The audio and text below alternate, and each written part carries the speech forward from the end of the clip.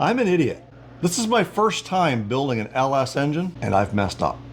Not once, but twice. And both mistakes are rookie mistakes.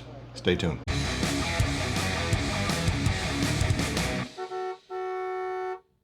Guys, if you're not following me on Instagram and Facebook, please make sure you head on over there and follow me, because I post daily updates and different things that we're doing that are simply not things you're going to see here on this channel. And I've already posted a little bit about one of these mistakes.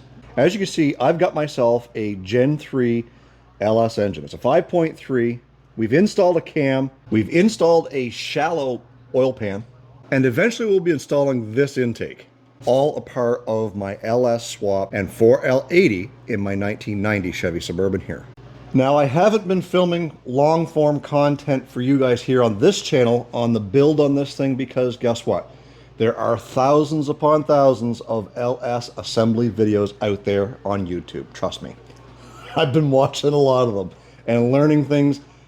The mistakes that I've made here that I'm going to show you in this video are rookie mistakes, but simple oversights.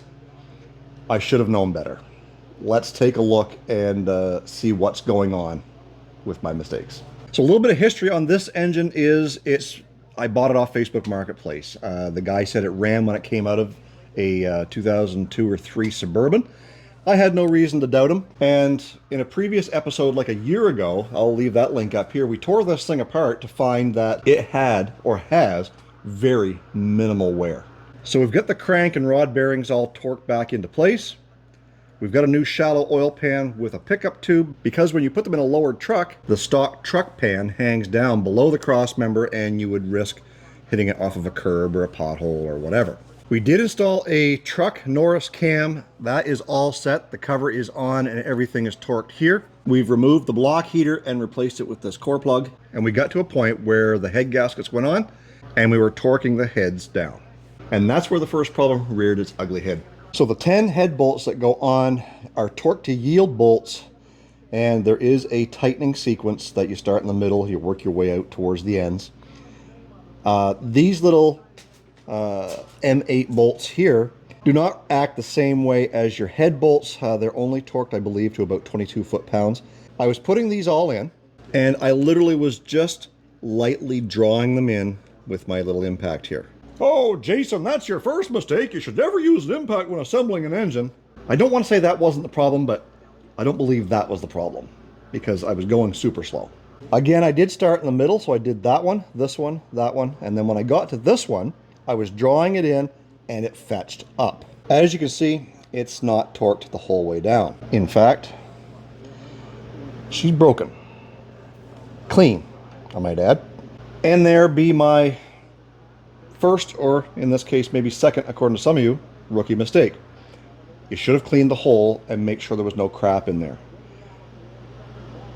I did, kinda. I didn't have a proper tap, so what I did was I took one of the old bolts, I cut a slit through it, and that would help me clean the threads going down. The problem is that bolt is tapered, and it's not going to clean all the crap the whole way down to the bottom of the hole, which is where I think the problem ended up.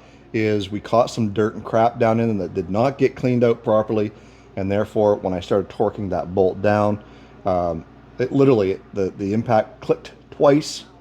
I let go of the trigger, but by then it was too late. So that's when I realized, dang it, I'm probably gonna have to pull that head again, which means I can't reuse the head gasket and I can't reuse the bolts, because those head bolts are torqued to yield, means they stretch once and that's it. You can't use them again. Head gasket, I put a poll out to you guys on social media to see if you thought I could get away with reusing it again.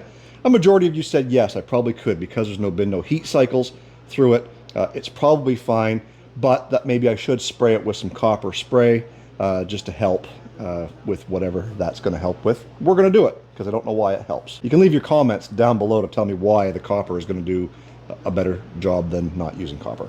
And then a few of you guys said, well, why not just drill out that bolt and try to extract it? That way you don't have to take anything apart, and you don't have to worry about reusing head bolts, because you know they're expensive to buy the whole set, or reusing a head gasket, same thing. And I thought, you know, I don't think I have the patience for that, but one of my mechanics that works for me gave me the tools that helps to do that through that hole and everything, and said, this is what we're going to do. We're going to try this and see if we can get it out. I thought, perfect. If I can do that, then I don't have to, pull the head. I don't have to go through all that. And I could probably reuse just one of these old bolts in that spot. Like I said, they're only torqued to 22 foot-pounds. Probably not a big deal. And then I got to this point where we have ourselves a short block. Everything is back together with the exception of the intake. And I started cleaning up my tools. So I'm going through here. We got all of our old head bolts that were left here. We've got our old timing chain. You know, there's our block heater. The spark plugs are there. Parts and pieces of the old crank bolt. And that's when I found these two suckers. Anybody care to guess what those are? Yeah, I think those go into your lifters as part of your caps that bear the brunt of your push rod. Which means out of the 16 lifters that were put into this, there's 2 of them somewhere that don't have those friggin' caps. Which means the head probably has to come off anyways. We don't know which head has to come off, whether it's just one or both. So what we've got to do is grab the borescope, take the valve covers off. I don't have the valve train or the push rods in yet because I just put those covers on to keep the dust and stuff out. So we're going to pull those off, get the borescope, see which 2 lifters don't have those little caps. Hopefully it's just on one side so I don't have to repurchase the head bolts for both sides because those kits, I think they run you about $56 per box, so that's $112 to do that. And then head gaskets, if you're going to do the head gaskets, well, they're about 50 bucks a piece as well. So anyways, let's get these covers off, grab the borescope, and see if we can find out which side or which lifters don't have those caps. Hopefully it's just on one side, save us a few bucks. Anyways, let's get to work. Okay, so we've got our camera set up for you guys to see, and hopefully we can kind of get in here and find out for sure. So there's the first one. It looks like that cup is in there. There's the second one. It looks like it's in there. Third one. So here we are in cylinder number 5 on the intake side. Unfortunately, that one does not have one of those caps. So we're going to put an X on there so that we know that one is missing. Number 3 exhaust is good. Number 3 intake looks good. And there is number 1 exhaust. So lucky for me, all 3 of these problems are on the driver's side bank. So we'll be able to pull the head, fix the bolt, and replace those 2 caps on this side.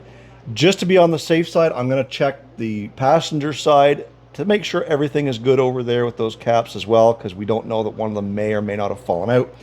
Again, now is the time to catch that before we assemble the push rods and rocker arms. So let's get these bolts out.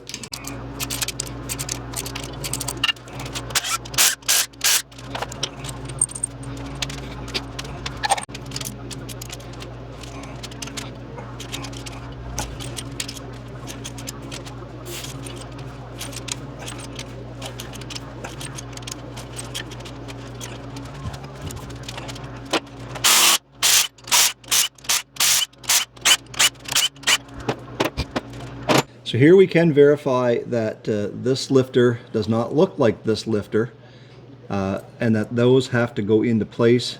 There seems to be a little lock ring that holds it in place that aren't there on this one or this one here. So we've got to see if we can find the retainers to get these things back in there and locked into place. Now I've got to go check all of them to make sure they all have the retainers. Otherwise, why would those have fallen out to begin with? So we've got our oil pressure sensor out of the way and a pair of vice grips on that bolt, and it should a little bit tight right there. Let me put you guys down and I'll see if I can spin that off. It is a little bit tight.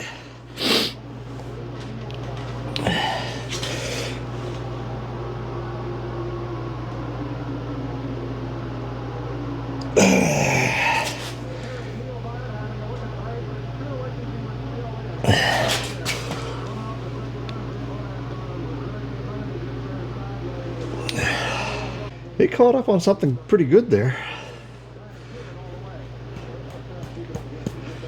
Yeah, and then it just loosens right up.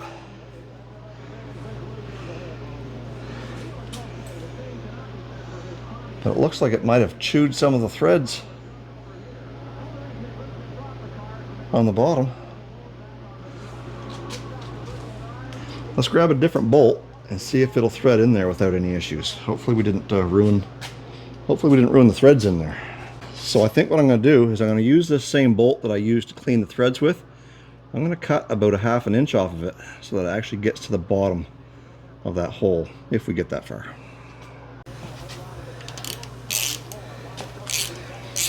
So running that thing in seems to be okay till it gets to about there. There's still probably 3 threads showing. But I could tell that it was grabbing a hold of something on the way in. It's coming out good. And there is some crap coming out of the threads there. Let me get you in for a closer look so you can actually see what's going on down in there. So there's the bolt that it was pulling some crap out of there. And there's the crap that came out with it. So I'm guessing that that hole simply wasn't cleaned properly, which is 100% my fault. So I'm going to go through, block off all these other holes into the engine, and we'll clean them out one more time now that we've got that thread that will go clear down to the bottom, and hopefully we don't have this problem again. So I'll do that and I'll be right back. Now comes the challenge of trying to find that little square retainer clip that holds that cap into place, because we've got 2 that don't have it. And I thought the only place that that's likely going to be is somewhere on the floor. And Lord knows how much crap I've swept up here over the last, I don't know, 3 or 4 weeks that I've been working on this. There is hope. Lucky for me, I'm a bit lazy, and I did not clean up the mess that I swept. So I grabbed my magnet and, well, I started, just kind of rolling through here, trying to find, well, there's a bunch of grindings and stuff. But I did manage to find one of them. At least I think that's what that is. So if there's one, there's hope that a second one might be lying in there somewhere, or underneath my seat over here, mixed into the carpet there, maybe kicked underneath my workbench here somewhere. So the hunt is on. I'm feeling pretty confident now that I've found one, that I can find the second one. So I will be back just as soon as I find it, or exhaust myself trying to find it. So we did not find the other clip, so we made one. Yeah, we took the handle off of this paper clip and bent it into shape so that it holds that piece in place. That should be fine, shouldn't it? I mean, once it's pressurized, once it's under pressure, it's going to be locked into place. I mean, I don't see how anything can go wrong. Maybe that steel's softer metal than what this steel is in here. It's a little bit, I don't know. Do we trust it or don't we? Let me know in the comments. Would you do this on a daily driver? Would you send it? Or would you try and find the actual clip or replace the lifter? So we are getting ready to put our lifters back into place. We got 3 that are good. And I I realized after going back and watching and listening to what I said, guys, I'm not going to use a paper clip. Come on. So I did reach out to my buddy Steve, and Steve has a whole lot of LS parts and different stuff available. So he had one of these stock lifters. I'm not going to use his lifter. I'm going to use mine because they fit the bore. They've been worn into the bore pretty good. I'm just going to take the clip out of it and replace the paper clip handle that I was going to use. And I knew that it would get the comments going, and I'm sure you guys are still in the comments typing. So anyways, I'm going to switch this bracket or clip over to this one, put it back into our lifter retainer, put this in, and start working away at putting this engine back together. So I wouldn't do that to you guys. Anyways, I'm going to get back to work. So we've got the lifter trays in, and that clip switched on the actual lifters themselves. And we've got both sides of this brand new head gasket that we're going to reuse. We've got it coated in the copper spray gasket. So let's get the head on, get all the head bolts back in place, new head bolts, mind you, and get this thing put back together again.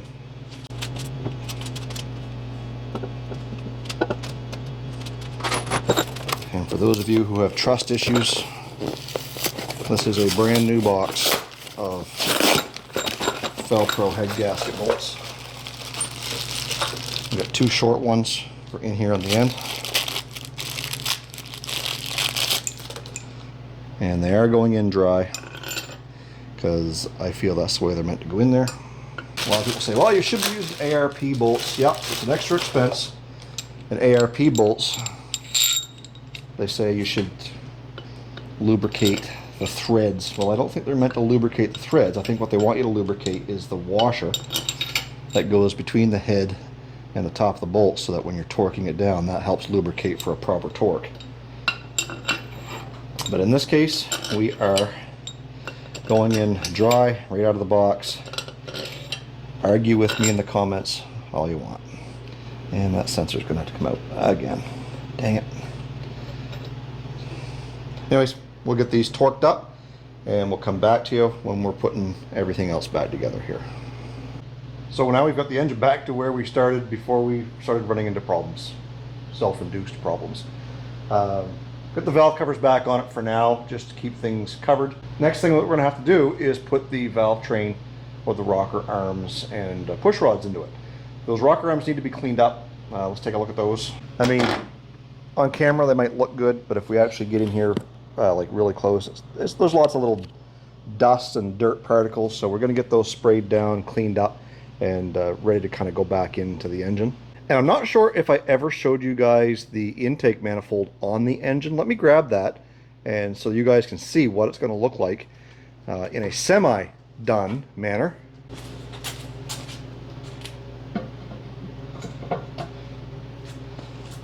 And this is a Phytech Rebel with the 102mm throttle body on it. Yes, that 102mm throttle body is overkill for what we're doing here, but this setup here is capable of handling up to 750 horsepower. We're probably not even going to be doing anything close to that. My goal is hopefully over 4, but even still, that's a far cry from 750. But ready for an upgrade if we ever choose to go that far. And I do have a new harmonic balancer bolt, and I had to pick up a cheap kit from Amazon for the install of that balancer because I didn't have one here. And we've got our exhaust manifold studs. We are going to just, for now, put the factory manifolds back on this thing, and eventually go with like a shorty header or the hooker cast iron headers, just to kind of dress up underneath the hood. I want it to look decent. That's why we're going to be painting this thing as well. We'll get all that taped off and things ready to roll on it. If you guys like watching this type of video, make sure you comment down in the description box down below. If you see me doing something wrong, again, you're going to tell me anyways without me having to ask for it. But if you like the LS and you like the LS swaps, that's kind of what we're going to be doing here. So these videos will be popping up occasionally on my YouTube channel. If you want to see some daily content, some really good stuff, make sure you're following me, like I said earlier, on Instagram as well as Facebook, because I post at least 2 videos a day. I share lots of different memes or behind the scenes pictures and different stuff like that you can kind of follow along, as well as my second channel, Olde Carr Guy 2, which is always linked in the description box down below, as well as my merchandise store. Yeah, I've got merchandise, hats, hoodies, t-shirts, beer koozies, stickers, if it's something you're interested in, to help me pay for some of the stuff that we're doing and cover these mistakes that I'm making, like, you know, head bolts and all that stuff. That's the type of stuff that money goes towards, help support the channel so we can do many more projects. And at some point we are going to be doing some maybe some paint and body work here on Dale Jr. I absolutely love the wood grain, but I don't like the vinyl. The vinyl is popping out here. It's leaving marks here, so I'm going to strip all of this off, and we're probably going to paint that gray, like a dark gray, and then come back and do our own faux wood finish. I've seen it done before. It doesn't look that hard, but those are famous last words. At the end of the day, we're going to try it. We got nothing to lose but time and maybe a little bit of money. That seems to be the nature of this channel, things that I do here. Anyways, guys, stay focused on the windshield, not the rearview mirror. Make sure you're following along. We got much more to do on this 4L80 build. We're going to be pulling the motor and transmission out of the Suburban here probably in the next weekend or two, and try and get this thing cleaned up so that we can pop that motor and transmission back in there. I shouldn't say back in there. Pop the motor and transmission into the vehicle and start working away at getting this thing started for the first time. You're not going to want to miss that.